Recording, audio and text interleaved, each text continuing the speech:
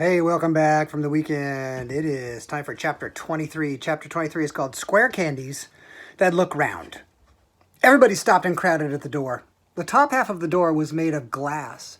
Grandpa Joe lifted Charlie up so that he could get a better view. And looking in, Charlie saw a long table. And on the table, there were rows and rows of small, white, square-shaped candies.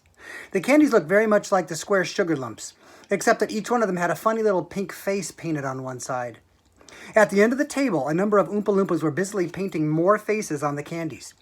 "There you are," said Mr. Wonka. "Square candies that look round." They don't look round to me," said Mike TV. "They look square," said Veruca Salt. "They look completely square." "Yeah, but they are square," said Mr. Wonka. "I never said that they weren't." "You said they were round," said Veruca Salt. "No, I never said anything of the sort," said Mr. Wonka. "I said they looked round."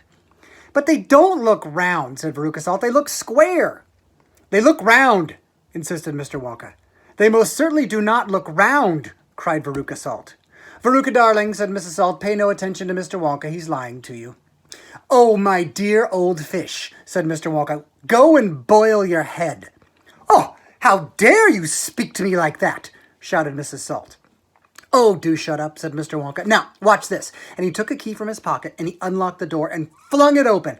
And suddenly, at the sound of the door opening, all the rows and rows of little candies looked quickly around to see who was coming in. The tiny faces actually turned towards the door and they stared at Mr. Wonka. "There you are," he said triumphantly. "They're looking round. There's no argument about it. They are square candies that look round." "By golly, he's right," said Grandpa Joe. "Come on," said Mr. Wonka, starting to go off down the corridor again. "On we go. We mustn't dawdle." "Butterscotch and butter gin," it said on the next door. "Now that sounds a bit more interesting," said Mr. Salt, Veruca's father. "Glorious stuff," said Mr. Wonka. "The Oompa Loompas all adore it. Mix them tiddly. Listen, you can hear them in there right now, whooping it up." Shrieks of laughter and snatches of singing could be heard coming through the door. "Oh, my goodness," said Mr. Wonka. "They're drinking butterscotch and soda. They like that best of all. But butter gin and tonic is also very popular. Now follow me, please. We mustn't really keep stopping like this." He turned left and he turned right, and they came to a flight of stairs, and Mr. Wonka slid down the banisters, and the three children did the same. Mrs. Salt, Mrs. TV, the only women now left in the party, were getting very out of breath. Mrs. Salt was a great big creature with short legs, and she was blowing like a rhinoceros. "This way!" cried Mr. Wonka, turning left at the bottom of the stairs. "Go slower!" panted Mrs. Salt. "Impossible," said Mr. Wonka. "We should never get there in time if I did." "Get where?" said Veruca Salt. "Never you mind," said Mr. Wonka. "You just wait and see."